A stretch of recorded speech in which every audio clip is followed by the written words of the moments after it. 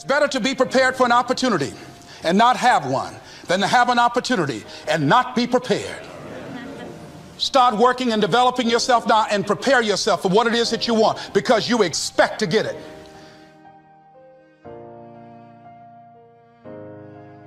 Stop complaining about being out of shape when you never go to the gym. Stop looking at your stomach when you get out of the shower and your body and complaining about the way you look when you're eating everything in sight and never going to the gym. You are the reason you look the way you look. You are the reason you're unemployed. You are the reason why your surroundings are so dysfunctional and negative.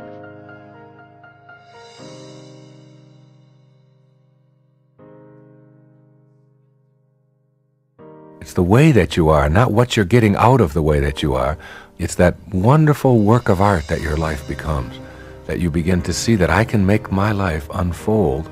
The paradox is that all of the things that I chased after so hard, so diligently, show up in your life just the right amounts. It's an attitude of knowing, surrendering, not to anyone, but surrendering from the things that most of us are pursuing all of our lives, where we get on that stress-filled, fast pace. I have to achieve, I have to perform, I have to succeed, I have to become number one, I have to beat everybody else in order to prove myself. You begin to develop an inner sense of harmony, that those kinds of things are very low-level determiners of what kind of a human being you're going to be.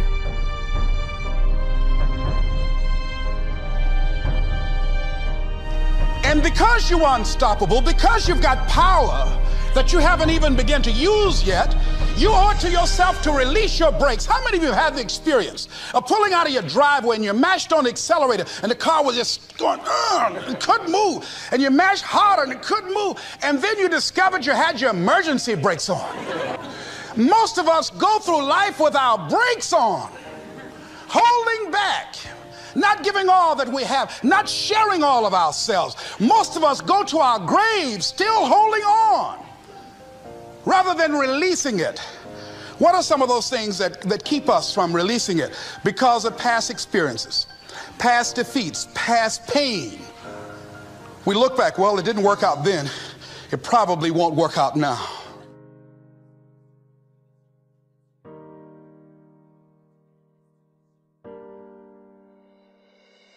And that's true for you. That's true for every single one of us. That what our life really is all about, it defies the world of form. It defies the world of linear. And yet we spend almost all of our energy and our time here, in this part of our consciousness, in form, believing that this is who we are. When you learn to go into your mind, when you learn that your mind is really a place that you can visit and exquisitely touch the face of God, you can remove the tension and stress and everything else that's troublesome in your life when you give yourself time to experience your true humanity. I'm frustrated with the amount of people that are not successful because they have thought their way into a depression. You have thought your way into negativity and misery. You have thought your way into holding on to a dude or a girl that you broke up with a year or two ago and you're still sad and miserable. They done moved on with their life. It's all in the mind. Change your mind and it will change your life. You just have to wake up. You just have to break that negative spirit. You have to break through all of that shit that you're carrying.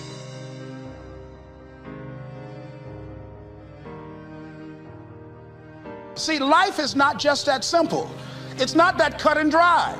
And that's why most people never realize their personal greatness, because they're casual about life. And when you're casual about life, you will end up a casualty. Life is serious business.